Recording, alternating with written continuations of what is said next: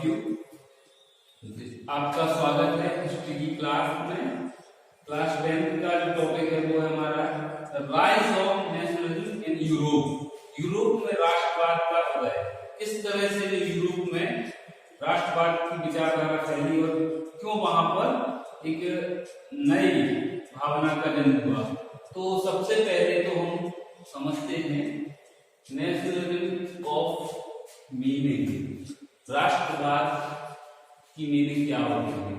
राष्ट्रवाद एक ऐसी विचारधारा जहां पे एक जैसे जाति के लोग, एक जैसी विचारधारा के लोग, एक जैसे परिवेश के लोग आपस में साथ रहते हैं और उनमें प्रेम भावना अधिक हो आम लोगों की अपेक्षा।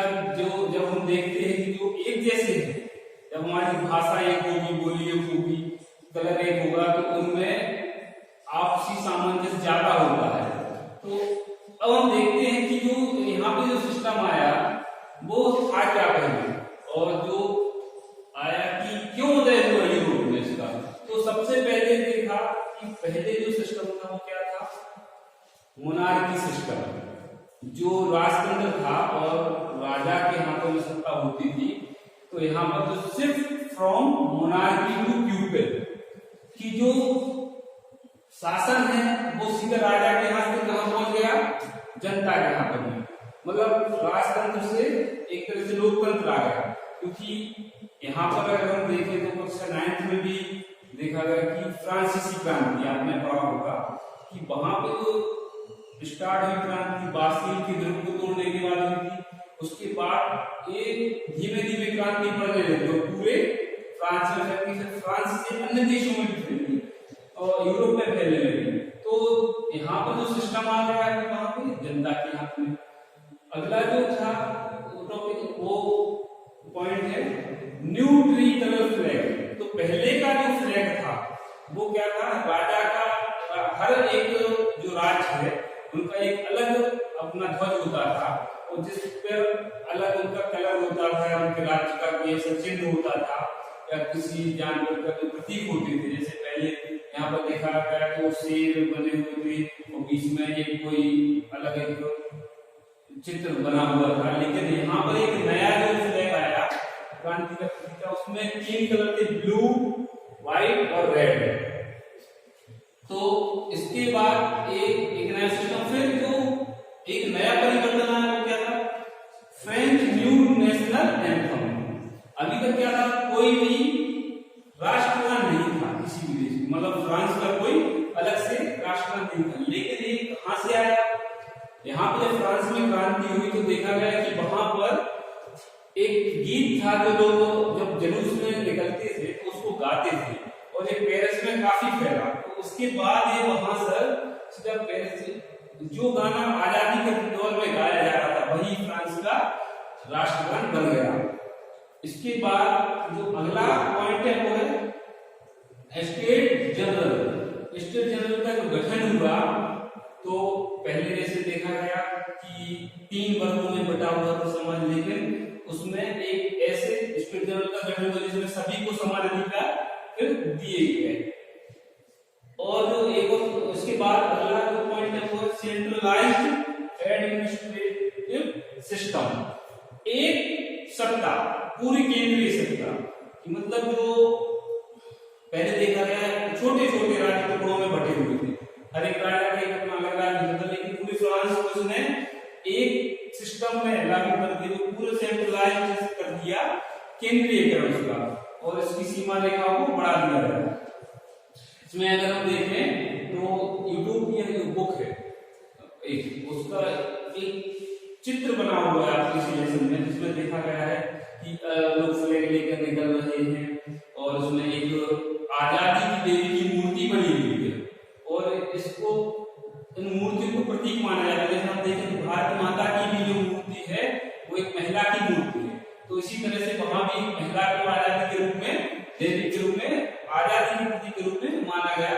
उसमें लोग अलग अलग देश के लोग अपना ध्वज लेकर जा रहे हैं, ऊपर से देवदूत और ईसा मसीह को देख रहे हैं। तो एक ऐसे विचारधारा की एक परिकल्पना की गई थी, उस रूप में चित्र के माध्यम से दिखाया गया है। फिर हम देखते हैं कुछ समय बाद उदय होता है किसका? नेपोलियन। राइज ऑफ नेपोलियन ये 1799 से 1815। तो इस 16 वर्ष में जो नेपोलियन की भूमिका रही वो क्या थी उसको आप देखिए। जब नेपोलियन का उदय हुआ तो उसने देखा जो विचारधारा फैली थी क्रांति की राजा के विरुद्ध, उसमें काफी संतोष था, तो उसका फायदा उठाता था। लेकिन उसके बाद जो सिस्टम आया वो एक सही रूप से लोगों में नहीं हो पाया, तो राजनीतिक स्थिति थोड़ी सी बिगड़ने लगी। उसका फायदा उठाकर नेपोलियन ने वहां पर अपना अधिकार कर लिया। तो नेपोलियन कोड यहाँ पे इसको देखना है हमें, इसको सिविल कोड भी कहा जाता है। तो एक संविधान बनाया गया नेपोलियन के द्वारा, इसको नेपोलियन संहिता 1804 में, और इसमें कुछ ऐसे नए नियम लागू हुए जो बहुत ही कारगर साबित हुए और कुछ नियम इसके जनता के खिलाफ भी गए। तो उसमें नेपोलियन का जो उदय होता है इसने सबसे पहले क्या किया कि साम्राज्य को बढ़ाना स्टार्ट किया, और लोगों के द्वारा यहाँ पर देखें कि जैसे पुनः राजतंत्र परंतु जन्मजात अधिकार समाप्त, ये नेपोलियन ने क्या किया? जो पुनः राजतंत्र मतलब तो मोनार्की सिस्टम समाप्त हो चुका था, राजतंत्र जनता के यहाँ पर सत्ता आई थी, लेकिन उसने क्या किया? वो सही चला नहीं पा रहे थे उस सिस्टम को, तो उसको खत्म करके राजतंत्र को बहाल कर दिया। परंतु कुछ जो जन्मजात अधिकार थे वो हमने कुछ न्याय के लिए पड़े हैं, जैसे चर्च में पादरियों थे और कुलीन वर्ग के लोगों को जो उनको कर नहीं देने पड़ते, उन अधिकारों को समाप्त कर दिया गया, उन सारे अधिकारों को। लेकिन साथ में लोकतंत्र भी समाप्त कर दिया।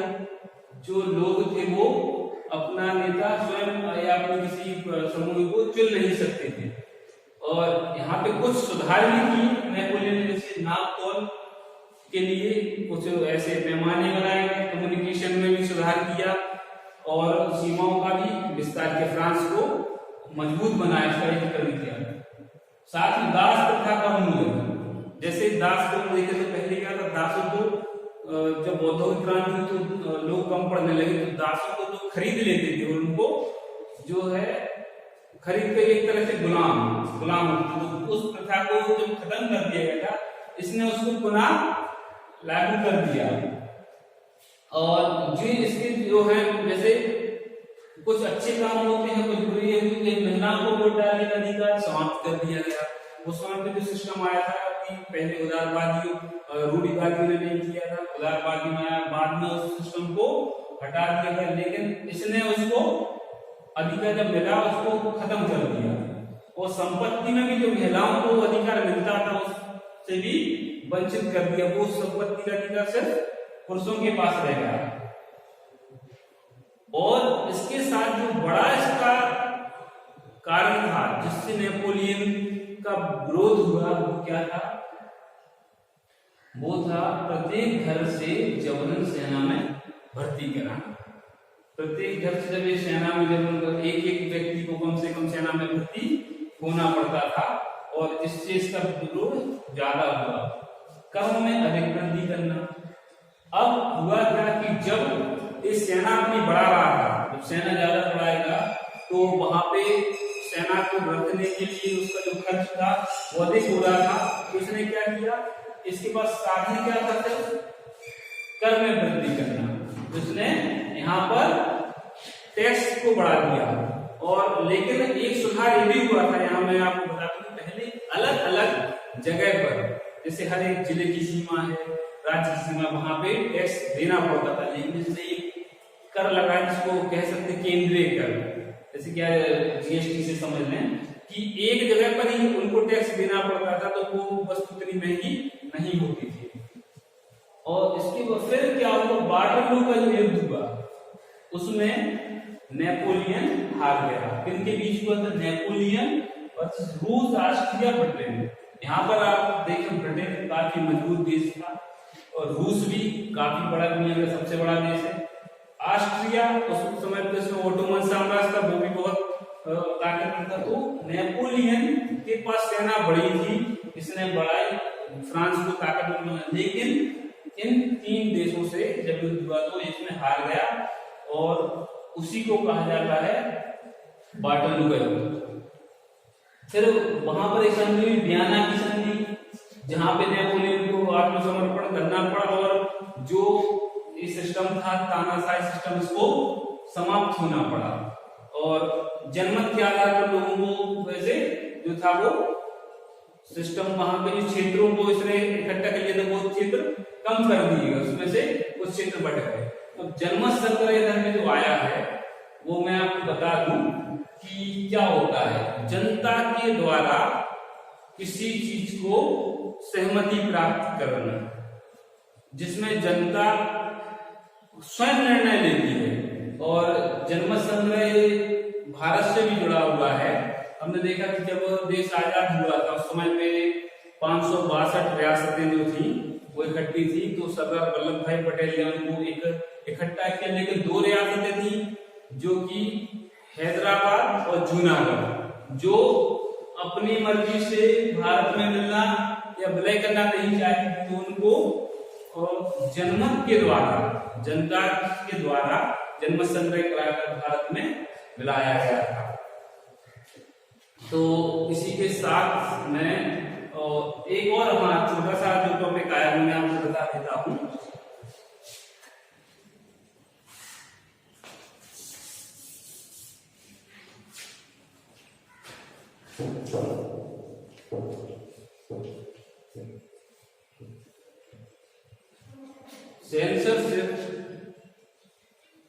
सेंसरशिप जो है वो नेपोलियन ने इसमें लागू की थी। और इसके साथ ही यहाँ पर क्या था कि जो यहाँ पे टॉपिक बताना भूल गए थे, तो सेंसरशिप में प्रेस की आजादी छीन ली थी।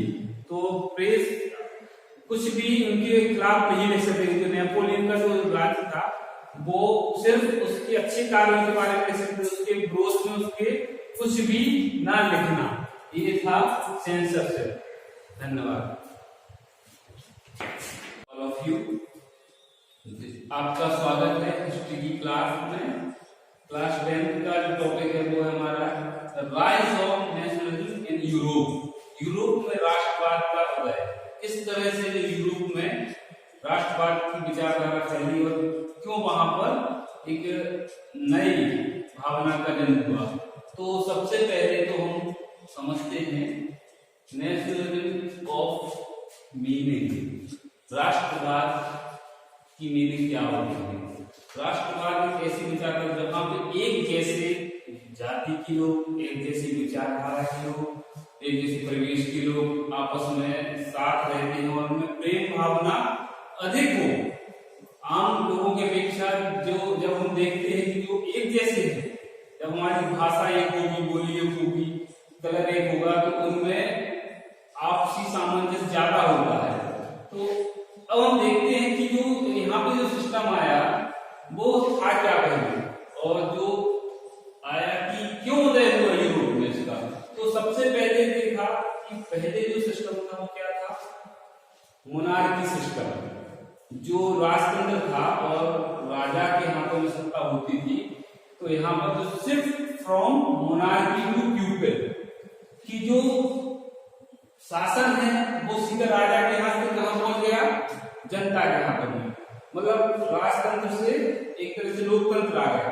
क्योंकि यहाँ पर अगर हम देखें तो कक्षा 9 में भी देखा गया कि फ्रांसीसी क्रांति, आपने पढ़ा होगा कि वहां पे तो स्टार्ट हुई क्रांति बास्टील की दुर्ग को तोड़ने के बाद हुई थी। उसके बाद ये धीमे धीमे क्रांति बढ़ने लगी और पूरे फ्रांस में, फ्रांस से अन्य देशों में भी फैली और यूरोप में फैलने लगी। तो यहाँ पर जो सिस्टम आ रहा है वहां पे जनता के हाथ में। अगला जो था टॉपिक वो पॉइंट है new tree colour flag.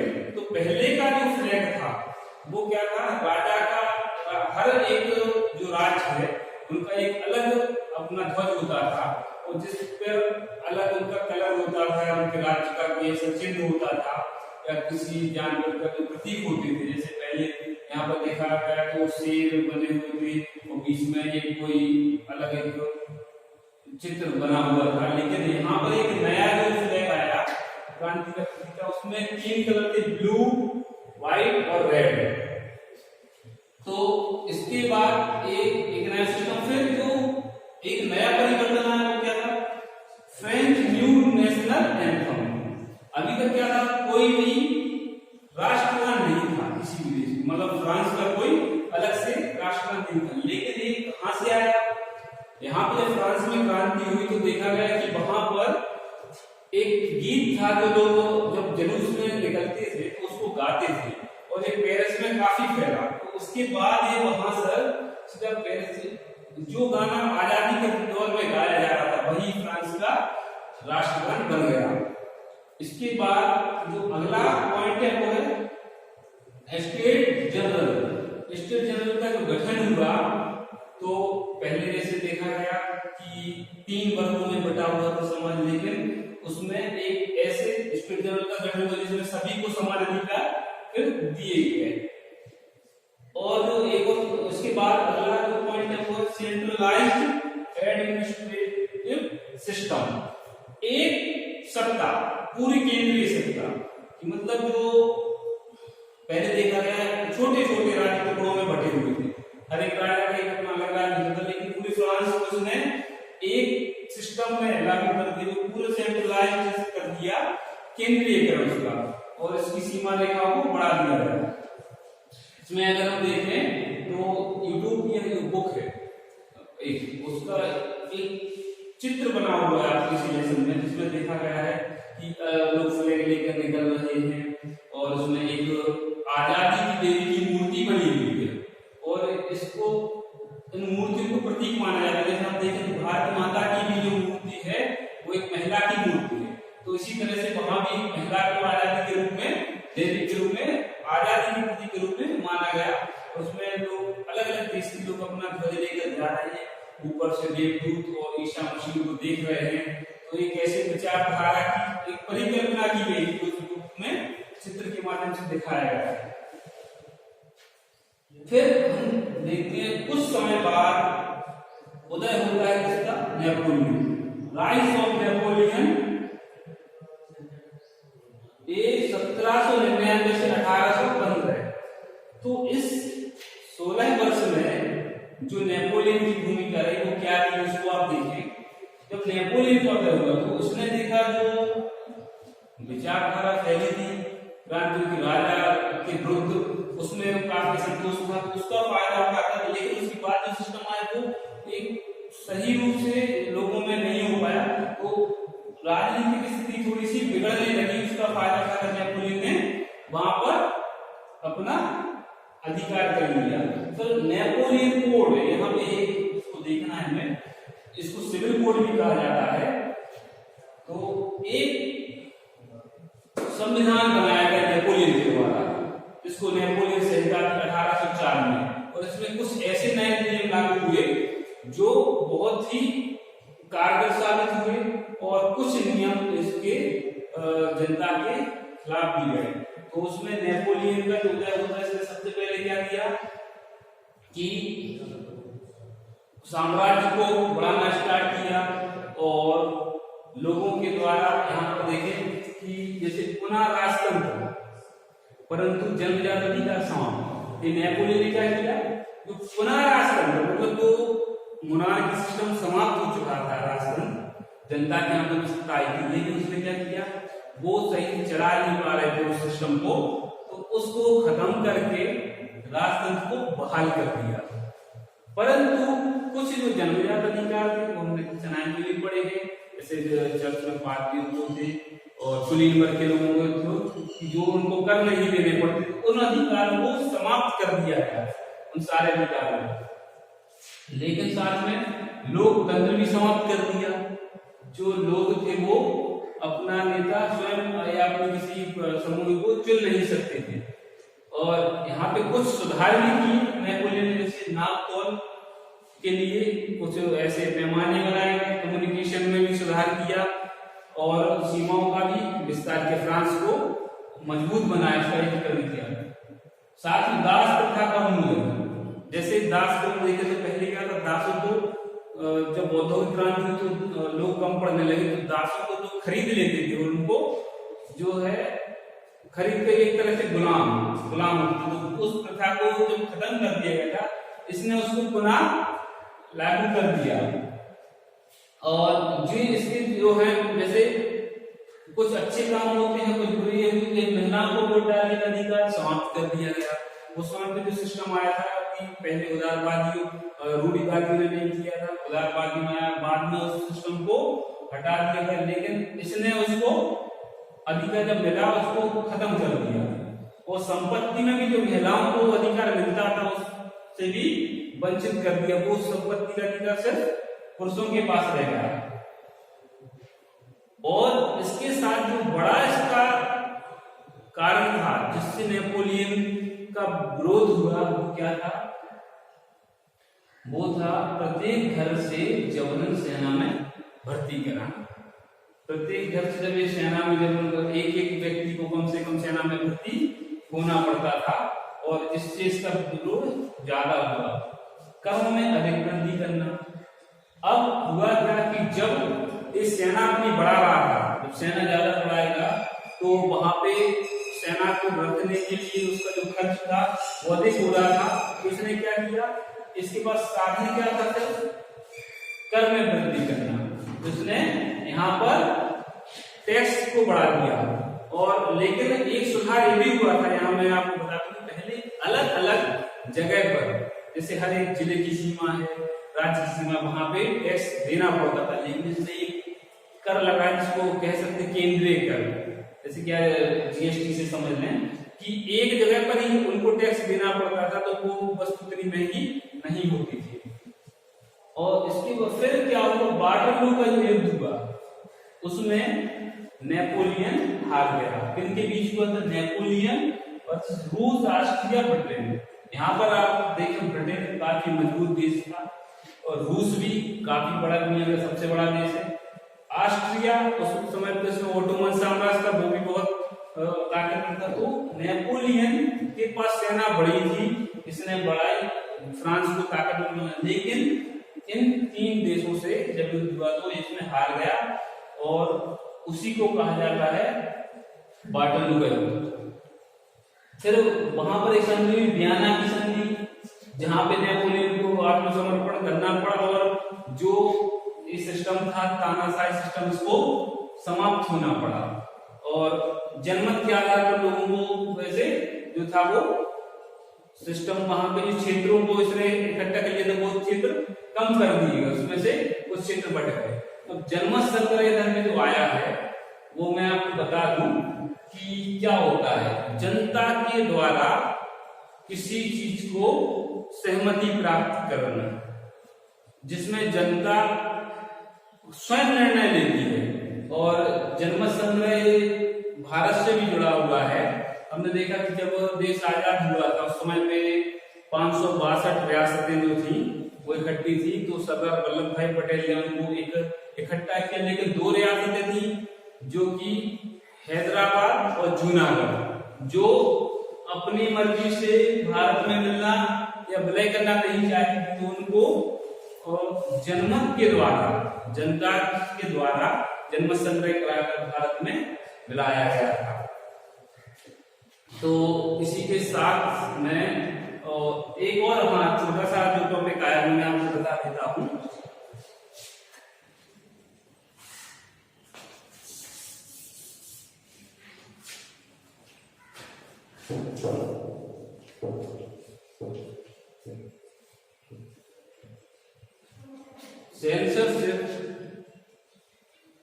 Censorship जो है वो नेपोलियन ने इसमें लागू की थी। और इसके साथ ही यहाँ पर क्या था कि जो यहाँ पे टॉपिक बताना भूल गए थे, तो सेंसरशिप में प्रेस की आजादी छीन ली थी। तो प्रेस कुछ भी उनके खिलाफ नहीं लिख सकते। जो नेपोलियन का जो राज्य था वो सिर्फ उसके अच्छे कार्यों के बारे में लिख सकते, उसके विरोध में उसके कुछ भी ना लिखना। ये था सेंसरशिप। धन्यवाद।